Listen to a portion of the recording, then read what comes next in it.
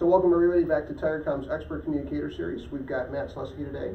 He's with Doublespeak Media and Change.org. Matt is a political entrepreneur and pioneer in social media.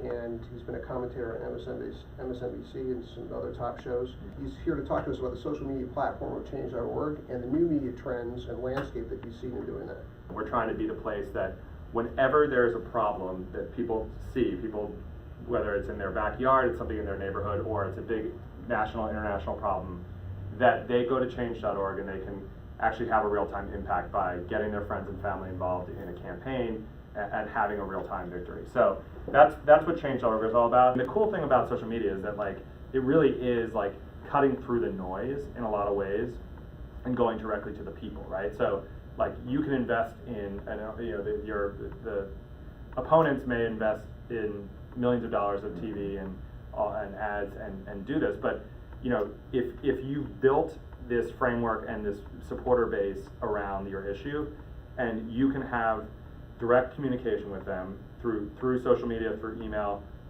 and continue to, in real time, call out the lies and say, this is why this is not the truth. You can then have them and ask them, empower them to go out and be your communication. Those are the people, they can go out and actually amplify your message for you.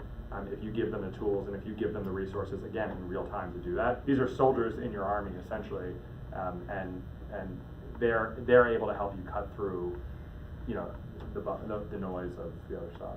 Organizations, I'm sure a lot of the ones you work with may fit into this category, but they still sort of think about their issue and their supporter base in a silo. These are our people, and as a result, the people on those lists, the people that are engaged in those issues, don't always have the ability to reach beyond sort of the top-down messaging that they're hearing from the organizations that they support or that they subscribe to. So a couple of solutions.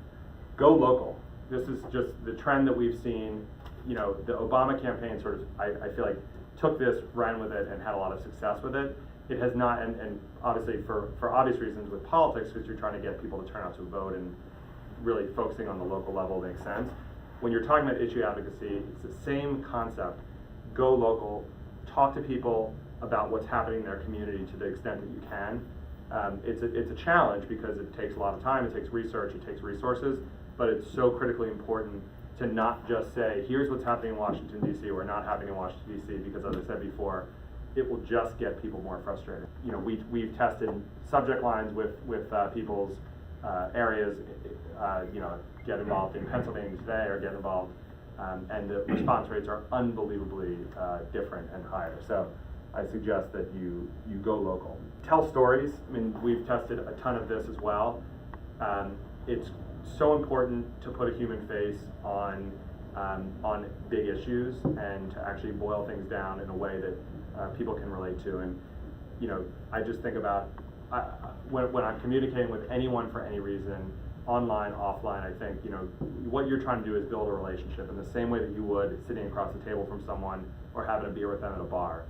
You want to tell them stories, you want to engage them in a way that actually makes sense. And the cool thing is that with social media, you don't have to, not everything needs to be a completely well worded, email that is in HTML and with photos and all this. You can talk to people in relatively real time. I mean, even if it's just, hey, we're it's sort of like the inside game, what's happening as this decision unrolls, and you can do that through Twitter, you can do that on your Facebook page, you can send those messages out.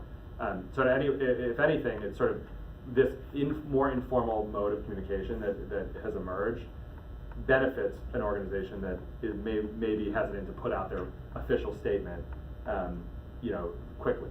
So you give people sort of bits and pieces. That's not necessarily a bad thing. They just want to hear from you. Matt, thank you so much. Yeah. This is great. Thank you. Really appreciate it. Thank you. Thanks, guys.